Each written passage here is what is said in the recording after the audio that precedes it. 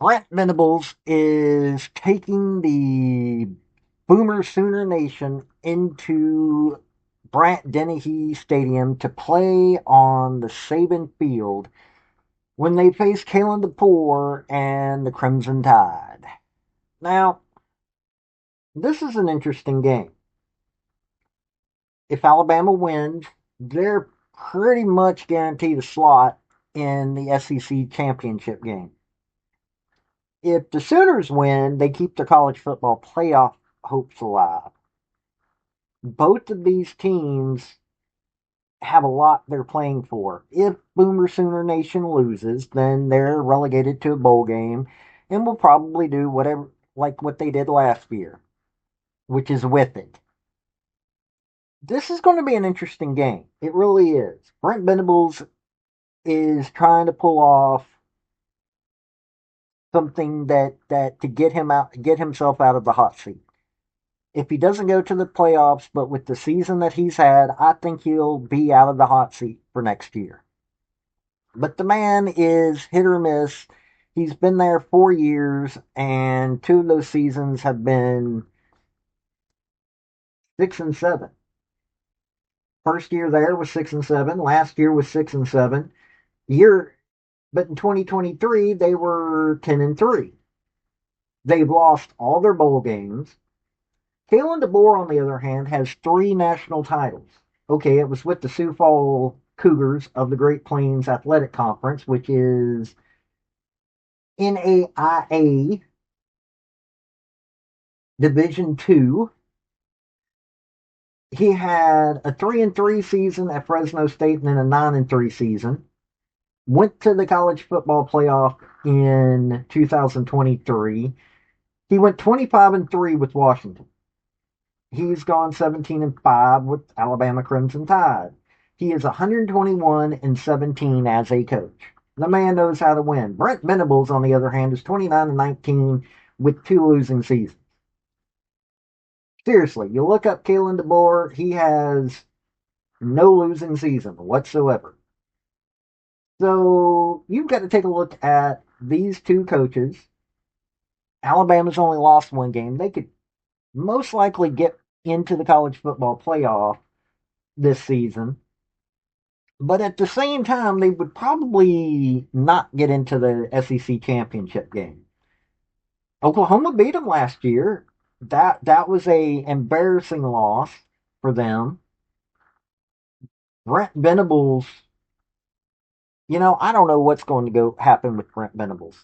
If they lose this game, I think he's still going to be out of the hot seat, but people are going to keep looking at him like, can't you get that big win? Can't you do what is needed to get to that next level?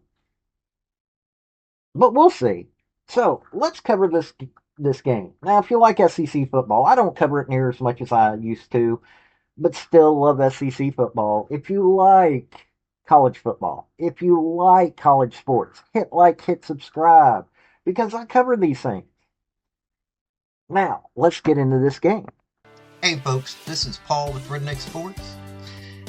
I want to thank you for viewing my video, and I want to give you one thought process.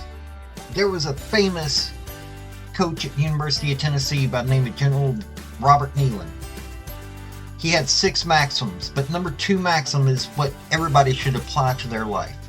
Play for and make the breaks. When one comes your way, score. That's how to live your life right there. Now, John Mateer, 169 of 265. He's got 1,949 yards through the air, got 63.8 completion rate, and got 8 touchdowns but 7 interceptions. Man's also dealing with his hand, had surgery this year. Now, Michael Hawkins, his backup, 15 of 27, 55.6 completion rates, thrown 3 touchdowns, no interceptions. Mateer's been sacked 16 times. Think about this for a second. They've got 11 touchdowns through the air, 7 interceptions, and 20 sacks. And this offensive line just does nothing. Still mad that Tennessee wasn't able to beat them. Now, rushing. Now, they do have a little bit better rushing defense, or rushing game. Troy, Corey Blaylock has got 94 rushes, 401 yards, 4 touchdowns. 94 rushes, and he's only got 401 yards. That's a little weird.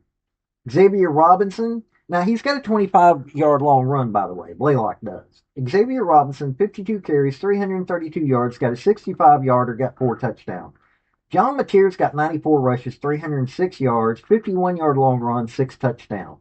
Michael Hawkins got a rushing touchdown. Javonte Barnes got a rushing touchdown. They got 16 rushing touchdowns. That's not bad at all. But when your leading rusher is only averaging 4.3 yards, I mean, he's still doing it, but and with that kind of offensive line, that hurts the run game.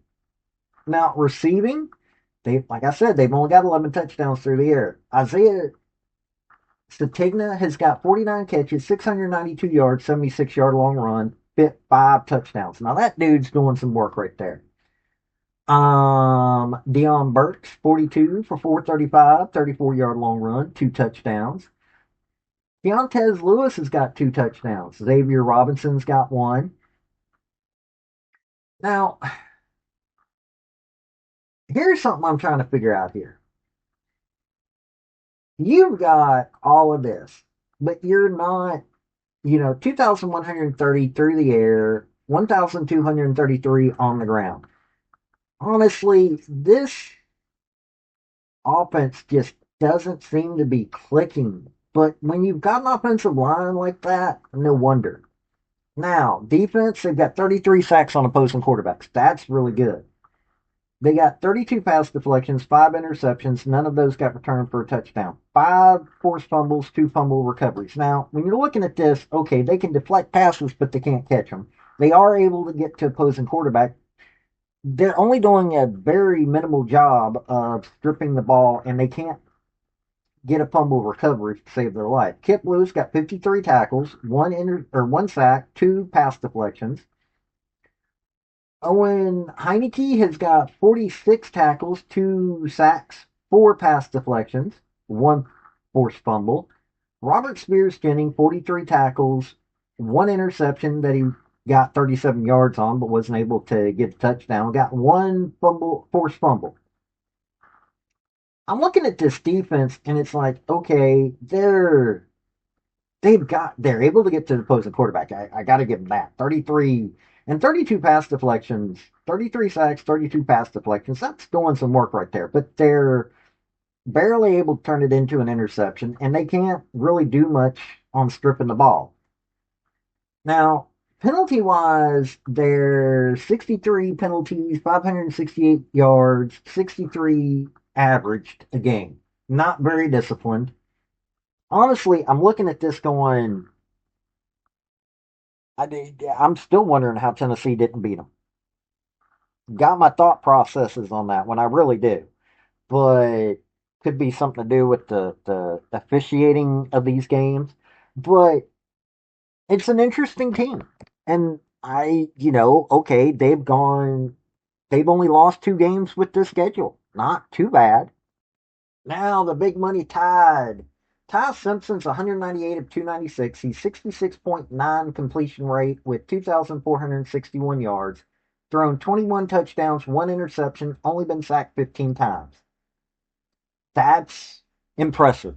Especially 15 sacks, that's a little weak on their side of things. Now, rushing, leading rushers Jam Miller, 88 carries, 321 yards. That's a little low. 3.6 yards per game. He's got 2 touchdowns. They've only got 10 touchdowns on the ground. This is not a regular Alabama team. They got, Jam Miller, Daniel Hill, Jeremy Bernard, and they got a couple of guys that's got one. This is, not the normal ground and pound. Now, receiving, Jeremy Bernard's got 41 catches, 605 yards, 6 touchdowns, 43-yarder. Ryan Williams, 36, 528, 75-yarder, 4 touchdowns. Man's able to catch, do some exciting plays, but not able to get much out of it on the touchdown side. Isaiah Houston's got 24 catches, 298 yards, 5 touchdowns. Jose Cuevas, has got 24 catches, 261, 3 touchdowns. Got a few other guys got 2 and 1 catches. It's an interesting game there. 25 touchdowns through the air. They're actually scoring less than a lot of teams do. Now they've only got 18. Now let's get to defense. They've only got 18 sacks on opposing quarterbacks. Their defensive line on that side of things is like only got 24 pass deflections. That's a little odd, especially when you're going to be going up against the Sooner team that's throwing through the air so much. 8 interceptions, 2 of which got returned for touchdowns. 10 forced fumbles, 8 fumble recoveries. Now that's a good thing right there. That's a good sign on this. Now, Justin Jefferson has got 54 tackles, 2 sacks, 2 pass deflections, 1 interception, 1 forced fumble. Dante Lawson got 47 tackles, 3 pass deflections, 1 forced fumble, and 1 fumble recovery. Bray Hubbard has got 44 tackles, 7 pass deflections, 3 interceptions, 2 forced fumbles, and that's a defensive back right there.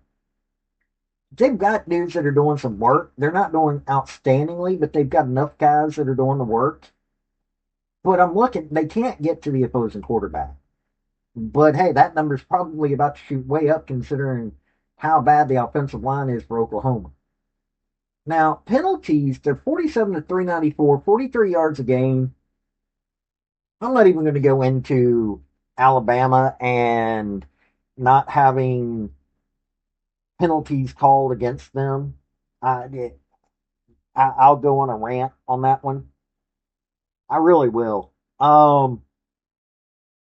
They seem to have certain luck when it comes to certain types of calls. We'll just say that. They don't have much of a run game. Their passing game, not too bad, but they're they've got a major weakness when it comes to their run game. When you've got dudes, they got one guy that's got a 12.1 average yard average, and that's AK Deer. He's got 7 carries. Ryan Williams got a 1 carry rush, and it's for 16 yards. They got AK Deer's got a 56 yarder. He does have a touchdown. I mean, seriously, their run game is pathetic. But they do have some dudes. I mean, Jeremy Bernard, Ryan Williams, those two are really good, as is lots of Brooks. It's a interesting Alabama scheme. Now look, Alabama should win this game. It's at Bryant Dennehy. They don't have calls made against them that others would have. The Sooners, their offensive line is probably going to let through every Alabama rusher on the defensive side. I mean, seriously, their offensive line is a joke. You're probably going to see some weird calls. Um, yeah, Alabama should win this game. The biggest problem that they're going to have is when they throw with that Venables defense. Yeah, Kalen DeBoer's a decent coach. Kalen DeBoer's beyond decent coach. Venables is a defensive coach. He can be looking at this game and go, hey, our pass defense is really good. This is what they're relying on. But Alabama's only got to score a little bit and just keep rushing Mateer. That's the only thing that's really going to happen here. Now, can Sooners win? Yeah, Sooners can win. They've got to have a few things go for them. The officials actually doing their job is the number one way that Sooners can win. Um, but yeah, I like Bama. I do. I keep saying that. Nick Saban didn't need officials helping him, even though they did on occasion. Kalen DeBoer doesn't need the officials helping him, though he does have it on occasion. This is going to be a fascinating game to watch. It really is. Sooners are probably going to be fighting hard. Venables is got to know that he's got to win this game. He's got left. The Sooners have Alabama, Mizzou, and LSU left. None of these three are easy games. Even though LSU is having a down year, LSU can still surprise you. The Tide have the Sooners, Eastern Illinois, and Auburn left. Iron Bowl will be an interesting one this year. Honestly, this is their last big game. And I think that Kalen DeBoer probably has this team ready for it. After what happened at the beginning of the year, this game is probably, they're ready for this game. They're probably a little tired at this point after last week, them only being able to score 20 on LSU, but I honestly think this is going to be an interesting game to watch. I really do.